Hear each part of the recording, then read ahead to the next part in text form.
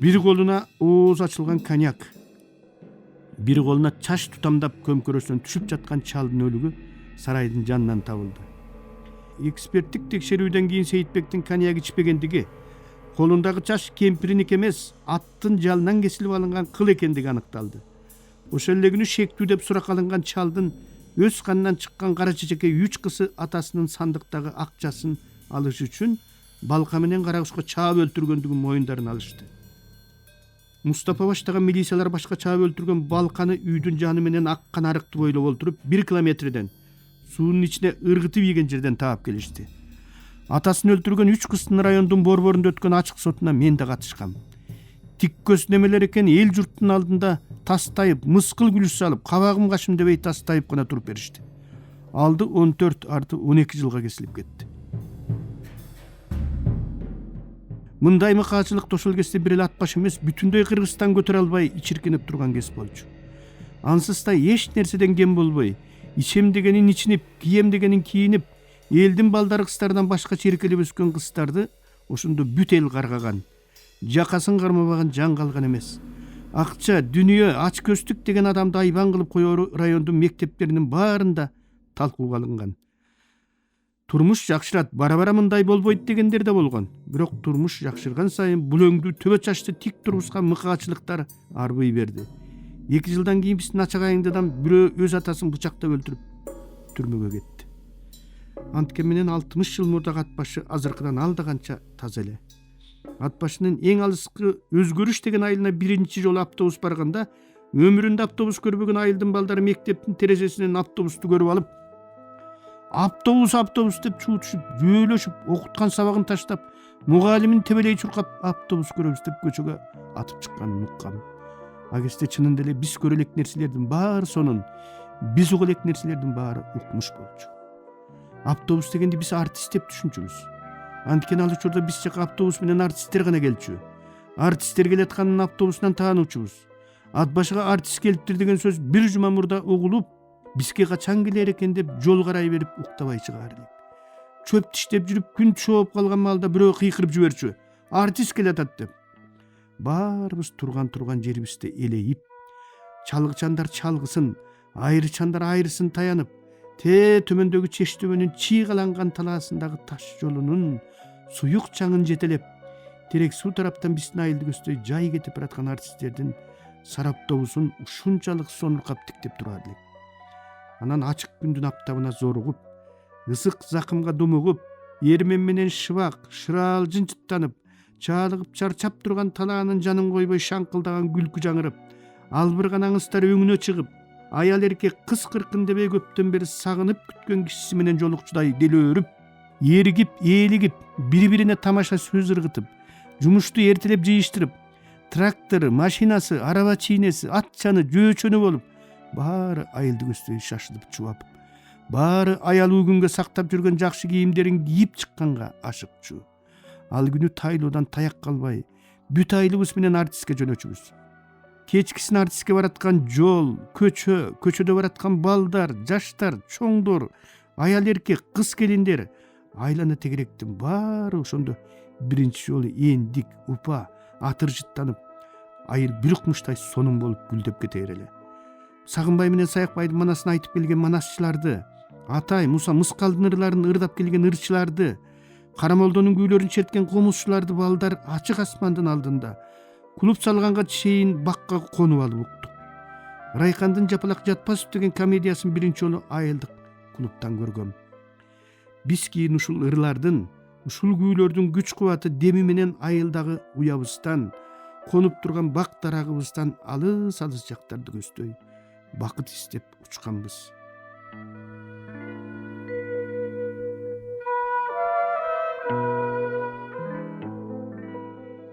Артист же кино келген күнү жанда жок элпек болуп кетчүмүн.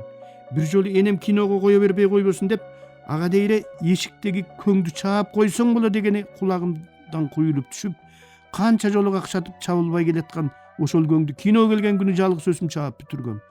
Энем ал күнү кайда жумшабасын менден жакшы, менден тил алчаак, менден элпек бала жок эле.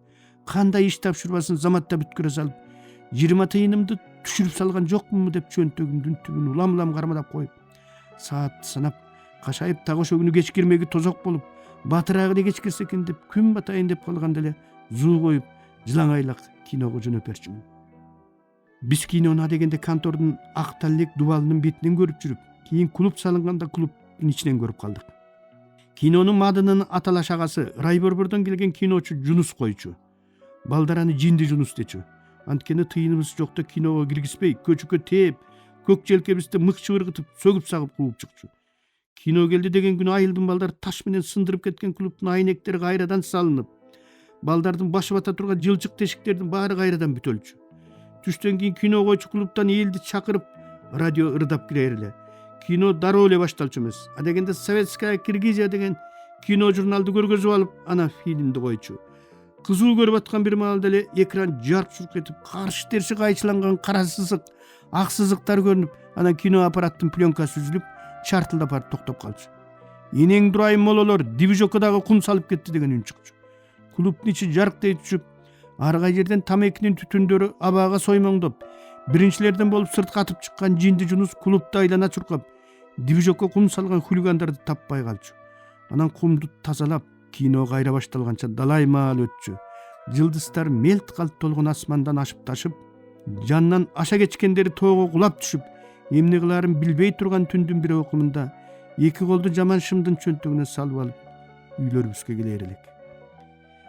Жездемки менен кошуна жашаган Калый чапанын баласы Жунус алы 20 тыйын таппай, такай тооктун тукумун алып барып киного кирчү. Бирок алардын бир дагы тоогу жок болчу. Кино келген күндүн эртеси Тукан эжемкине барып калсам эле батмагуда кыйдын.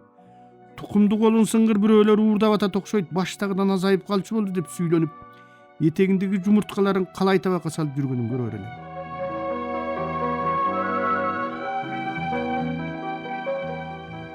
Оюн келген күнү биздин айылда балага да, чоңго да бирдей майрам.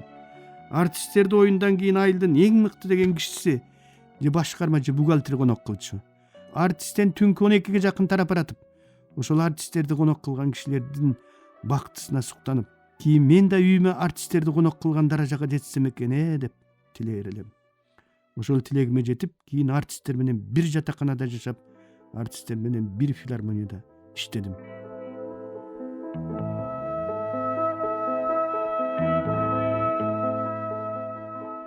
Эртеси түш ой баягы артисттердин автобусу коңшу айылга жөнөчү. Алардын оюнун көрбөй калган кишилер аттары минип алып ушул айылга барып көрүп келишчү. Артисттер кеткенден кийин биз алардын айткан сөздөрүн туурагыбыз келип, ырдаган ырларын ырдагыбыз келип, колубуздан келишинче туурап да, ырдап да, көчөдө да, мектепте да баарыбыз артист болуп, 1-2 жумага дейре делбирттеп алып тынчыр элек.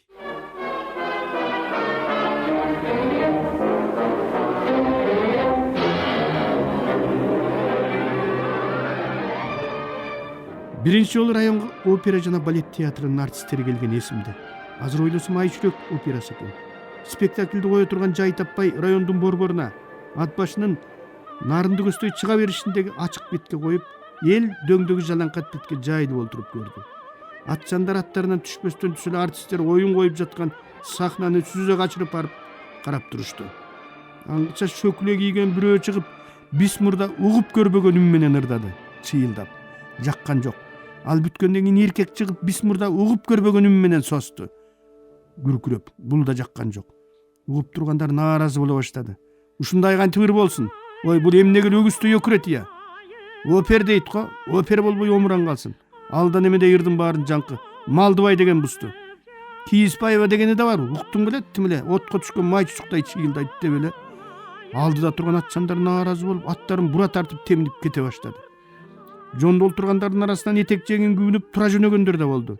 Актив чалыштар кетпегиле деп тыйып жүрдү. Араңчыда болуп турган эл кадимкидей суюла түштү.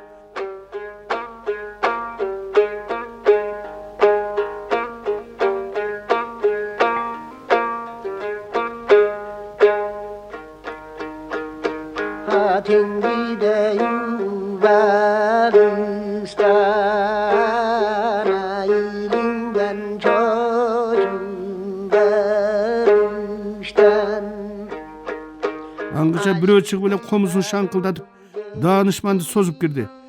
Бир топ узап кеткен атчандарды бараткан жерине мык каккандай кадады.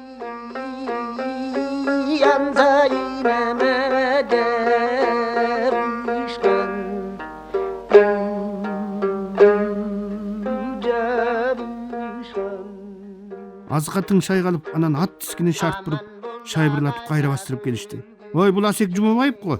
Асек экен. Катып койбой жанына чыгарбайбы атаңдын озу курайындар деп кубанып дуулдай түшүп басылды атчандар. Асекти ат башылыктар ыры түгөнгүчө ырдатты.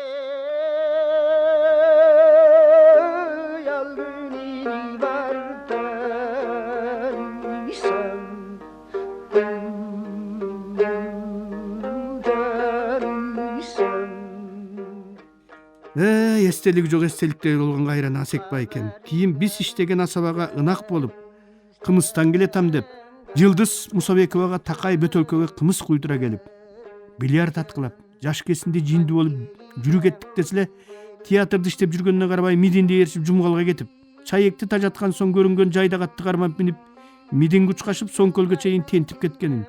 Темселеп жүрүп бир айдан кийин кайтып келсе иштен бошотуп салып, эптип атып Кудай берген үнү менен кайра орношконун, аракты ошондо мидинден үйлөнгөнүн айтып түгөтө албай каткырып чер жазып кетер эле.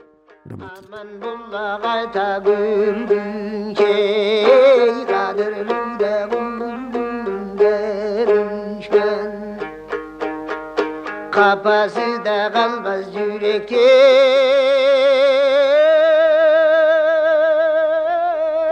kalağına büyüteysem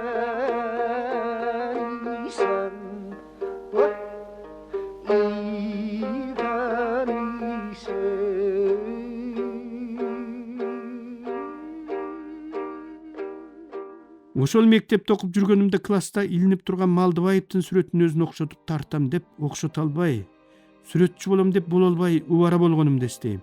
Ошондо дүйнөдө музыка деген улуу нерсе бар экенин, Атай, Муса Мыскал, Асектен башка Малдыбаев, Сейталиев, Миңжилкыев дегендер бар экенин такыр эле билген эмес экенмин.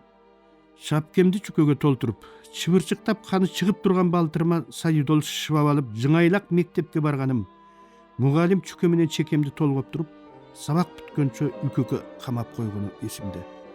Күтпөгөн жерден кар жаап жиберип, бутума кийерге батинкем жок калганда батыраак эле кыш кетип жаз келсе экен, окууга жыңайлак эле бара берет элем деп тилеп кетчүмүн.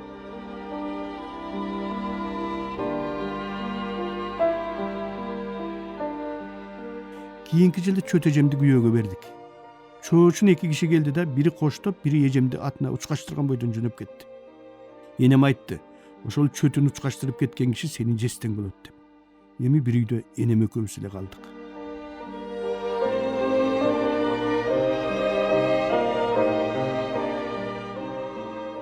Свет келгенге чейин боортоктоп жатып алып, 10-чырактын жарыгында сабак жазып китеп окудум. Калган неме эртең күндүз оку, көзүң сокур болуп калат дечү энем. Оймөтөктөгү Абдыралы атаныкы энем экөөбүзгө деп кол чанач менен кымыз берип жиберген экен. Энем кымызын чарага куюп алып, чаначын жууп, күнгө алып чыгып жайып, кургатып, эртеси дүкөндөн алдырткан бир пачка чай, бир кил момпо суйга өзү бышырган нандан экини салып кайра тоого каттагандардан берип жиберди.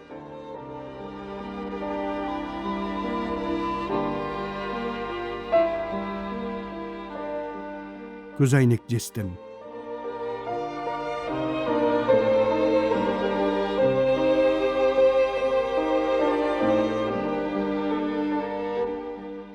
Атам менен бир тууган чөтөжем азыр деле ат башынын Казбек айылында турат. Болотакын жестем көз оорукчан, такай томпок көз айнек тагынып жүргөндүктөн айылдагылары атынан атабай көз айнек деп атап алышкан. Ошол көз айнек жестем өмүр бою колхоздун кочкорун баккан менен кайтарганды гана билип калган эсеп кысабынын баарын жалаң эжем жүргүзчү. Жестем сабатсыз болчу. Кечинде короого санап кийирип, таңында санап чыгарып, жестемдин алдына салып берер эле. Мен чоңоюп калган кездери кышкы же жайкы каникулга тараганда ошол көз айнек жестемкине 1-2 жумага бара калып жүрдүм. Эжем üzülүп түшүп, мага деп сактап жүргөн косусун сойдуртуп, жанынан кетиргиси келбей, дайыма тамактын таттуусун алдыма тартып, көпөлөк болуп айланып турса дагы, жалгыз койдон бөлөк эрмеги жок, эң колоттун арасында чыдай албай, башынан кой кайтарганды жинимдей жек көргөн жаным кетким келип, эжемкине келерим менен кайрадан айыл көзүмдөн учуп туруп алчу.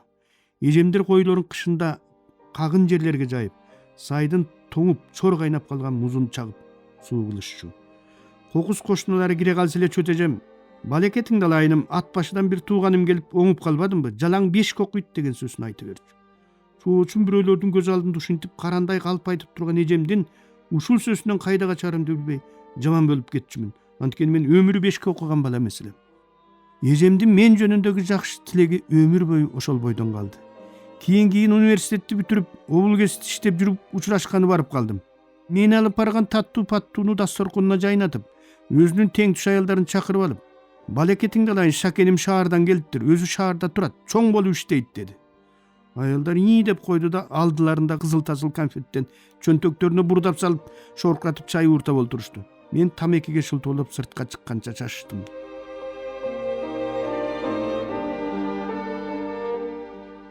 Жестем сабатсыз болгон менен көкүрөгү таза жан эле. Сөздү да жөн сүйлөбөй, биздин кызыл туулук туугандарыбызга окшоп кырып сүйлөчү.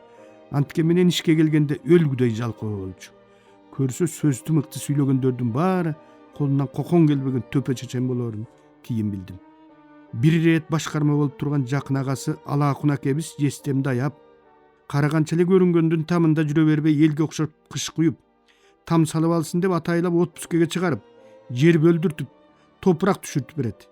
Жарым күн кыш куям деп кара жумуш жасап көрбөгөн неменин чыкпаган жеринен тер чыгат. Анан кетмен күрөгүн ыргытып жиберип, калп жыгачты минип олтуруп калат. Олтурган жеринен өткөн кеткендерди көрүп сөз калат. Эмне мынча азап тартып олтурасың болот акын? Алаакундун кылганын карабайсыңарбы? Бир туугандыгына карабай ушинтип кыш куйдуртуп койбодубу? Кантип кутуларымды билбей турам дейт жестем. Ыспырапка алып алсаң кутуласың дешет. Кантип? Көзүң ооруйт эмеспи? Кычыгына кум салып бир аз укалап койсоң, эртең такыр чыдатпай калат. Анан доктурга барып ыспырапка алып аласың дешет. Жестем чынында ошентип көзүнүн кычыгына кум салып укалап алат да, барып ыспырапка алып үйүнө жатып алат. Кантип атты экен, эмкиче куюп бүткөндүр деп башкарма агасы бастырып келсе, кыш тургай балия жок дейт. Болот акынды чакыртып ур берге алса, эмне тилдейсиң? Доктурдан алган справкам бар деген экен.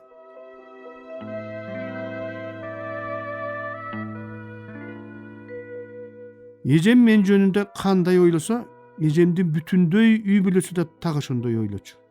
Кенедей кездеринен Таекеңер жалаң 5ке окуган, силерди ошентип окугула дей берип, кийин үйлөнүп жайланып, геситте кабарчы болуп иштеп жүргөнүмдө Таекеңер чоң болуп иштейт дей берип, өзүнүн айтканына өзү эле ишенип тим болбой, биротоло буга тууган туушкандарын, күйөөсүн ишендирип алганын ушундан бил, бир күн эле кой санагандан башканы билбеген, такыр эле тамга тааныбаган сабатсыз болот акын жестем, өмүрүндө райондун борборуна же нарынга бараарда гана кийбесе, башка убакта катылуу турган, аябай эле эскиргенде чыдабай жыртылып да бүткөн, бирок болбой эле жыртыгына сыйда жамаатчы салып алып, кие коюп жүргөн эски хром өтүгүн майлап алып, нарындагы үкүнүн уясындай болгон квартирамды таап келип, Шакенбай, мени Масалипке алып барып кийир. Бир тууган кайным чоң болуп турганда Масалипке кийирген деп ат башыга айта жүрөйүн. Биз илгери Алайку тараптан келиппиз. Атам Максүт, апамдын аты Үкөй, таятам Самсалы болгон. Самсалы менен Масалы агыннын балдар экен. Кийин ата-энелерибиз өлүп, бир туугандар жетим калып, аргимибиз ар кайда тентип кетиппиз. Мени эптеп Апсамат акеге алып бар. Мына булар документтерим деп, чабан кезиндеги ыгым-чыгым, мал доктурдун көр жерге толгон кагаз-кугастарын бир баштык кылып салып алып жетип келген экен. Ошол жестем Масалипке киргизип какшап жүрүп дүйнөдөн өтүп кетти байкушум. Анын Масалипке чындап эле тууган экенин билбеген бойдон калдым. Апсамат акенин уруусу Кыпчак эмеспи? Жестем болсо уруум Дөөлөс деп айтчу. Агесте кайдан? Масалипке кирмек тургай магазинге кирерге шаам жетпей жүргөн кезим. Ошентип жестемдин көкүрөгүндөгү өмүр бою көксөп жүргөн тилегин ишке ашыра албай, акыры ажал калдырып жиберип олтуруп калдык. 2005 жылдын 25 декабрында Болот акын Максүт уулун жерге бердик.